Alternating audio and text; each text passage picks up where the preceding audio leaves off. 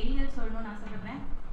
So என்னோட foundation நான் first attempt clear பண்ணேன். இன்டர் குரூப் 1 குரூப் 2 எல்லாமே ஃபர்ஸ்ட் அட்டெம்ப்ட். அதே மாதிரி ஃபைனலில் வந்து குரூப் 4 தான் ஃபர்ஸ்ட் அட்டெம்ப்ட் பண்ணேன். அதுவும் ஃபர்ஸ்ட் அட்டெம்ப்ட் கிளியர் ஆகிடுச்சு. ஸோ டிசம்பர் 24 குரூப் 3 அட்டென்ட் பண்ணுறப்போ ஃபைனல் எட்ஜ் பாயிண்ட். ஸோ அந்த ரிசல்ட் பார்த்துட்டு கம்ப்ளீட் பண்ணிவிட்டு அவ்வளோதான் அப்படின்ற நான் நினச்சிட்டு இருக்கும்போது எனக்கு அந்த இடத்துல நான் ஃபெயில் ஆகிட்டேன். ஸோ நெக்ஸ்ட் அது எப்படி ஒரு கம்பேக் கொடுக்கணும் அப்படின்ட்டு நான் வந்து அந்த ஃபெயிலியரே மறக்கிற அளவுக்கு நான் வந்து ரிவிஷன் பண்ணணும், நல்லா படித்து நல்ல மார்க் எடுக்கணும் அப்படின்ட்டு இந்த ஜூன் அட்டெம்ப்டில் எல்லாத்துலேயுமே நான் எக்ஸாம்ஷன் எடுத்து கிளியர் பண்ணியிருக்கேன்.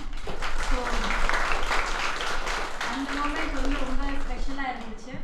அந்த ரிசல்ட் பார்த்துட்டு அம்மா கிட்ட ஃபோன் கொடுத்துட்டு நான் பாட்டு ஓடிட்டு இருந்தேன். ஸோ இட் வாஸ் ரொம்ப ரொம்ப ஸ்பெஷலாக இருந்துச்சு. ஸோ அந்த அதுவும் நீங்கள் எக்ஸ்பீரியன்ஸ் பண்ணணும்னு ஆசைப்பட்றேன்.